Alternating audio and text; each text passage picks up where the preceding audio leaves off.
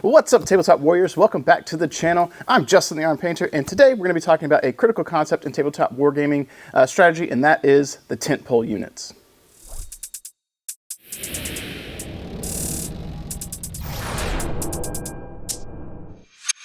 I'd like to welcome you guys back to the channel. Thank you for tuning in today. If you're new here, please alpha strike that like and subscribe button. And if you're a returning viewer, thank you so much for tuning in to continue to help support what I do.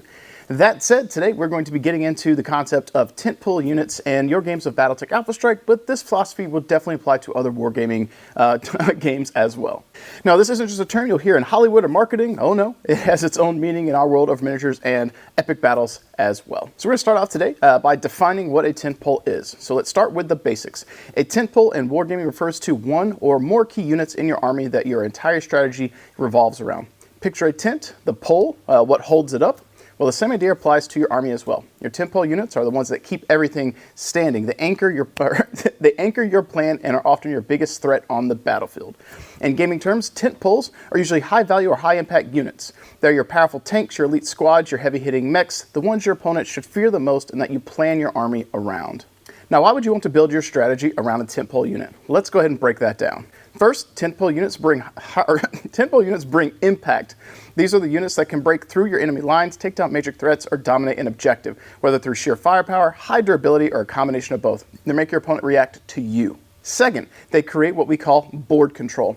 Tentpole units force your opponent to make hard decisions. Do they focus their firepower on your big threat or spread out to deal with your other units?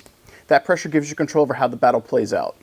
Lastly, tentpole units can serve as a distraction, drawing the enemy's attention away from your other forces, letting the rest of your army move more freely, letting you kind of dictate the pace of the battle and where you want things to occur. So there are some risks involved in running a tentpole unit. Let's get into that. All right, so let's be real.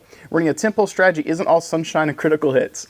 There are some serious risks you need to consider. First off, tentpole units tend to be expensive. Whether in points or resources, they usually take up a big chunk of your army's total value. That means if your tentpole gets taken out early, you could be in serious trouble for the rest of the game.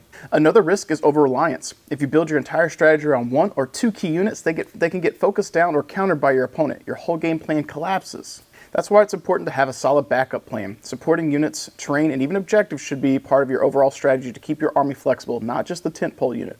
So let's get into using your tentpole unit effectively. Now, how do you do that?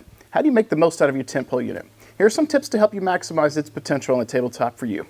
Tip 1, support your tentpole. Make sure it has backup, whether it's a squad of infantry screening it or another unit providing covering fire. Don't let your tentpole unit stand alone. As we mentioned before, if your tentpole unit goes down, you may find it difficult to dig yourself out of that hole, so making sure you have units to support them is going to be key. Tip 2, use terrain to your advantage. Terrain can hide your tentpole or give it an advantageous position so you're not just charging straight into enemy fire. And tip 3, bait and switch. Sometimes you can use your tentpole as bait, making your opponent commit their forces to stopping it while the other units strike elsewhere. Maybe you're hitting their tentpole unit, or maybe you're moving your units on the table to get board control and control objectives. So there you have it. That's a quick overview of what a tentpole unit is, how powerful they can be, and how they can be a game-changing part of your army. But like any strategy, it comes with its risks. Remember to support it, plan for the worst, and most importantly, have fun with it.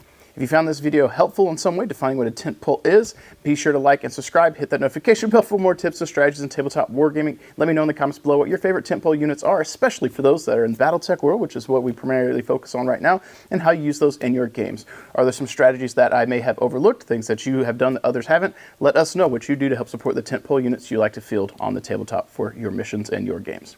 That said, as always, thank you guys for tuning in. Keep painting your models, keep rolling your dice, and I will catch you guys in the next one. Made it this far, you're probably a viewer that already hits that like button when you see a video come up. You're probably already a subscriber, and you probably jump into the comments down below to help support the channel, to help support that algorithm. But if you're looking for some other ways to help support the channel too, make sure you check the description down below. Maybe you want to pick up some paints from Monument Hobbies. That's my paint of choice. The Pro Acrylic line is chef's kiss, good stuff. Maybe you want to check out some of the offerings from Death Designs, where I work in my day job. We got plenty of 3D printed products, as well as MDF terrain, some of the stuff that I have designed myself and we play with here on the channel. And if you're looking to bolster your Battletech ranks, miniatures, and offerings, make sure you check out Bobby from Fortress Miniatures and Games. He's one of the main supporters of the channel as well, and supporting any of these companies helps support what I do and helps to ensure that I can continue to bring content to all of you.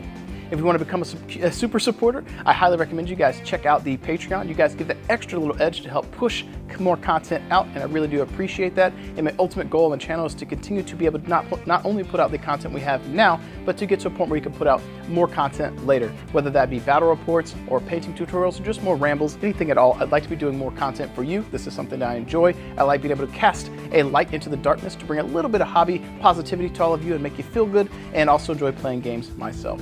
As we do the final sign off here though, I do want to go ahead and switch on over and do the scroll of awesome to showcase all the Patreon supporters, the super supporters of the channel, to give them some recognition for helping support what I do. Thank you guys so much, and I will catch you guys